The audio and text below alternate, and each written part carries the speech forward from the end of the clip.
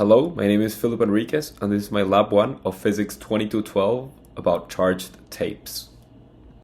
We'll start off this lab report with the introduction, and the purpose of this lab is to comprehend the idea of charge and Coulomb's law, determine how charged objects interact with other neutral and charged objects, and estimate the amount of charge in a piece of U-tape. Before the introduction, we'll state some principles we use throughout this lab. The first is Newton's second law, and then Newton's third law of action and reaction. We also employed Coulomb's law, defining electric field with the formula of electric field, and defining electric force with the formula of electric force. For this lab, we based it on some assumptions. The first was to treat the pieces of tape as a point charge, the tape's length for mass and number of atoms. Both pieces of tape should have the same net charge. Treat each charge as if it all were located in a single point, the center of the tape, and that clear tape weight is 1 gram per meter. And we also expected the tapes to be positively charged, the U-tape attracted to a neutral object, and the two pieces of U-tape to repel as they have alike charges.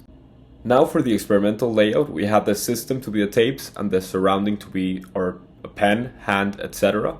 For part 1, I charged the tapes by placing sticky side onto the desk, putting another one on top of it, and then ripped the top tape off of the base tape, repeating this process. In part 2, I qualitatively determined the charge of both U-tapes through 3 objects: my hand, representing a neutral charge, the 2 tapes, which should have identical positive charges, and a pen, which is negatively charged. And for part 3, I quantitatively determined the U-tape charge. For that, I suspended one tape by attaching 2 objects of the same height. Then I held a second U-tape underneath until the first one began to float and recorded the distance between the 2 tapes. And a brief overview of the results I had in this experiment was that effectively both tapes were positively charged and therefore repelled each other. The charge of the tape was 1.0278 e to the negative 8 coulombs, and the tapes missing 6.24 e to the 10 electrons. Here are my measurements and data I collected of the observed values, including tape width, tape length, vertical displacement distance in part 3 of the experiment, and then surface area, mass, and number of atoms I calculated with the observed values.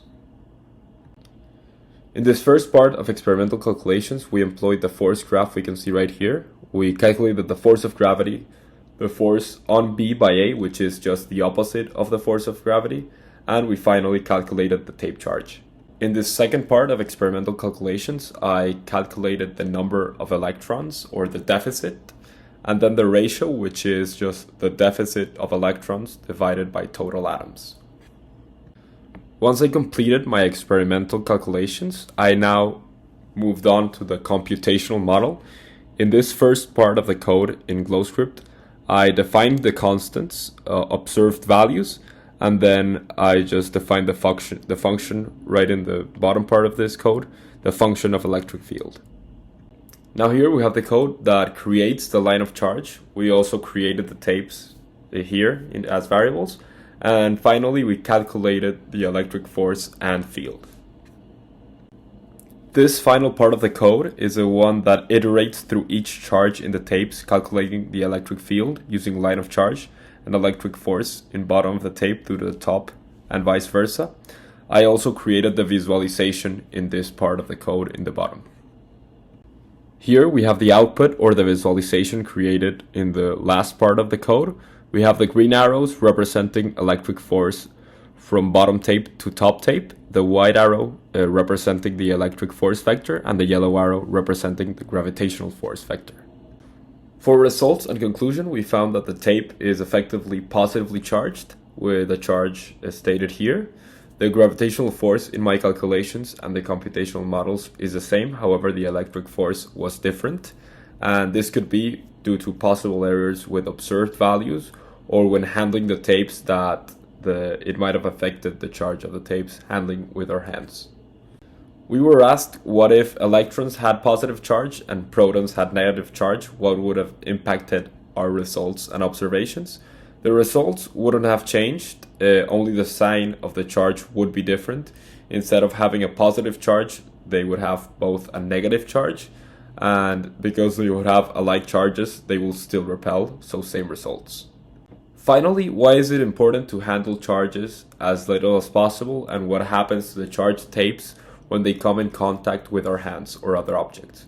When they come in contact with our hands or other objects, it allows electrons to escape or new electrons from the surface to flow in, altering the charge of the tapes, and therefore we should handle them as little as possible to avoid altering their original charge.